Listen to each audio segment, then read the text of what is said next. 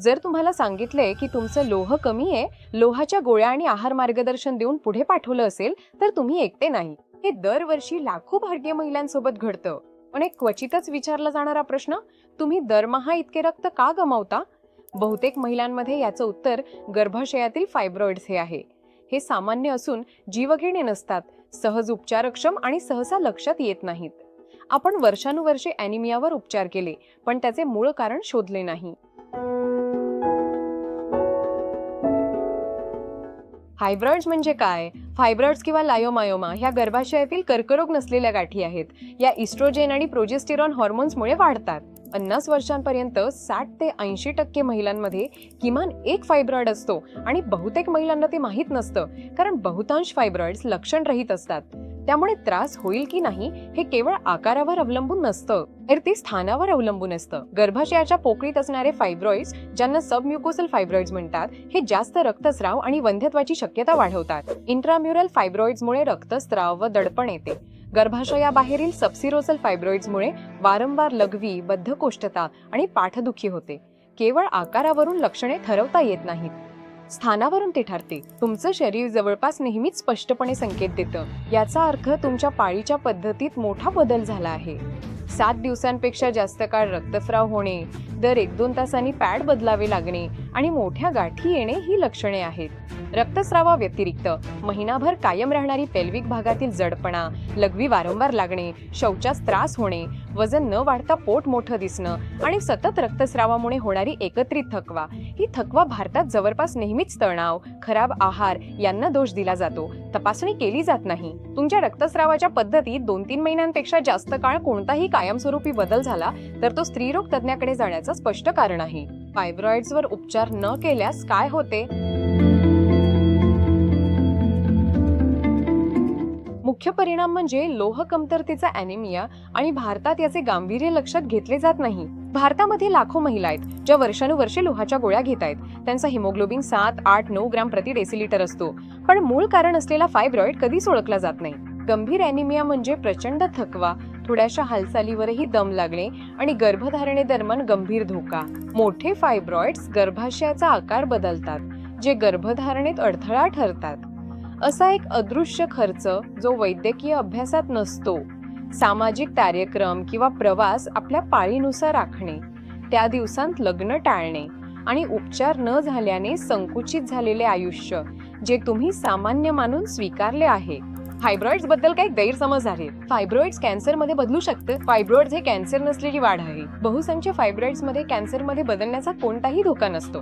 लायोमायोसार्कोमा नावाचा एक अतिशय दुर्मिळ गर्भाशयाचा कॅन्सर आहे, जो कधी कधी प्रतिमांवर फायब्रॉइड पासून वेगळा ओळखणे कठीण असू शकतो. पण तो एक वेगळा आजार आहे. फायब्रॉइड कॅन्सरमध्ये बदललेला नसतो. येथून मिळणारा धडा म्हणजे टाळण्याच्या उलट आहे. तपासणी करून घ्या, म्हणजे तज्ञ तुम्हाला जवळपास निश्चित असलेली गोष्ट सांगू शकतो. एक सौम्य फायब्रॉइड जो पूर्णपणे हाताळता येण्याजोगा आहे. तुमची मुलं झाली आहेत, मग फक्त गर्भाशय काढून टाका? अगदीच नाही. आणि हा कदाचित सर्वात महत्त्वाचा गैरसमज आहे ज्यावर भाष्य करणं आवश्यक आहे. कारण भारतात महिलांचे वैद्यकीय निर्णय अनेकदा समितीने घेतले जातात. पती, सासू, जाऊ सगळे आपापली मते देतात, अनेकदा चांगल्या हेतूने, कधी कधी फारच सरधोपटपणे. हिस्टेरेक्टोमी ही अनेक पर्यायांपैकी एक पर्याय आहे.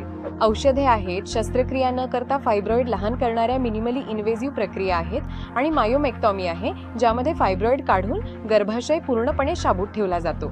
तुमच्याकडे तुमचा वर, लक्षणे, प्रजननाची योजना आणि स्वतःच्या प्राधान्यानुसार निवडण्यास संपूर्ण पर्याय उपलब्ध आहेत. हा निर्णय तुमचाच आहे, पूर्ण माहिती मिळवून घेतलेला कुटुंबाच्या सल्लागार मंडळाचा नाही. हिस्टेरेक्टॉमीमुळे तुम्ही वेळेआधीच म्हातारे दिसू लागाल.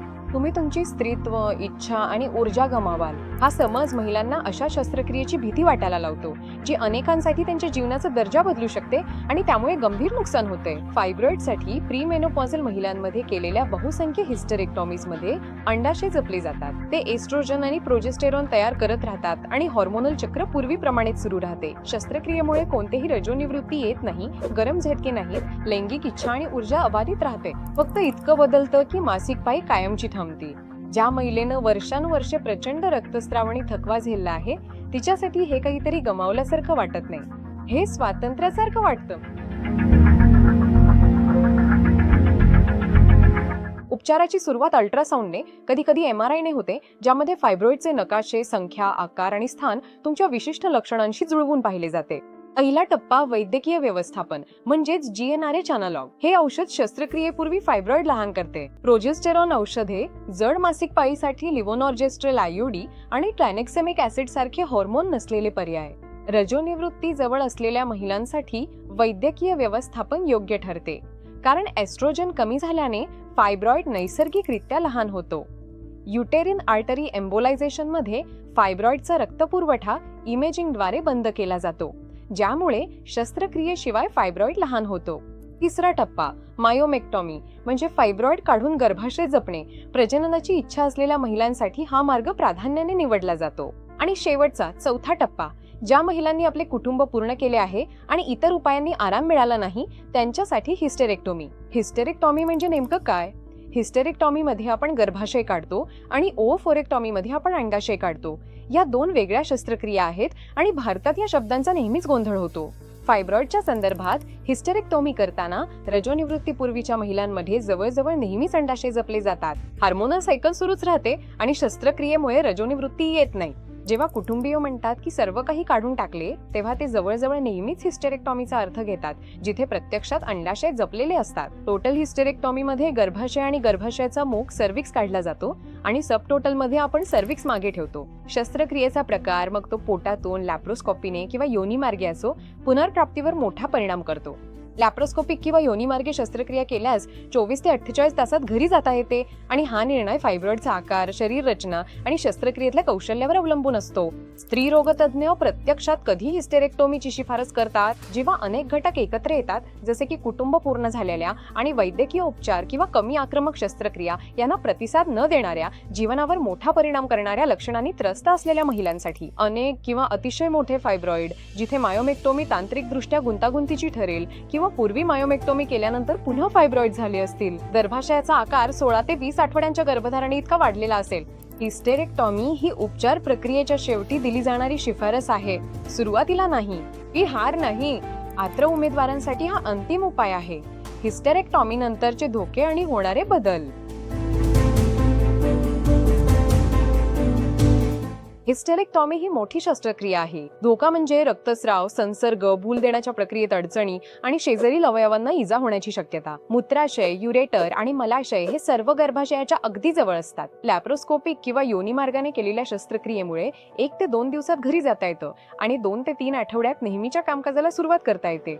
पण पोटातून केलेल्या शस्त्रक्रियेला 3 ते 6 आठवडे लागतात. फायब्रॉइड साठीच्या हिस्टेरेक्टोमीत अंडाशय जपले जातात, त्यामुळे हॉर्मोनल सायकल सुरूच राहते. शस्त्रक्रियेने मेनोपॉज येत नाही, त्यामुळे गरम झटके येत नाहीत. लैंगिक इच्छा अबाधित राहते. नैसर्गिक मेनोपॉज त्याच्याच नैसर्गिक वयात येतो. शस्त्रक्रियेमुळे तो लवकर येत नाही. आणि 3 ते 6 महिन्यात अभ्यास सातत्याने दाखवतो की ऊर्जा वाढते आणि मन प्रसन्न होते. दीर्घकालीन रक्तक्षय दूर होतो. दुखणं संपतं. ती आता आजार सांभाळत नाही आणि तिच्या जीवनमानात लक्षणीय सुधारणा होते. ही फक्त जगते आहे. जर तुम्ही अनेक वर्षे जड पाळी सांभाळत असाल, नेहमी थकलेले असाल, लोह नेहमीच कमी असेल, तर हे स्वीकारणं थांबा. जास्त रक्तस्राव हा तुमचा स्वभाव नाही. दीर्घकालीन थकवा आणि लोहाची कमतरता ही केवळ लक्षणं आहेत, ज्यावर नक्कीच उपचार शक्य आहेत. तुम्हाला तपासणीची गरज असल्यास प्रॅक्टोवर तज्ञ स्त्री रोगतज्ञांशी सल्लामसलत करू शकता. ते तुम्हाला योग्य मार्गदर्शन करतील आणि योग्य वेळी पुढील उपचारांसाठी मदत करतील. योग्य चाचणी करा, कारण शोधा, उपचार करा आणि हा व्हिडिओ आवडल्यास गरजवंतांना शेअर करा. आरोग्य सल्ल्यांसाठी चॅनलला सबस्क्राईब करून बेल आयकॉन दाबा.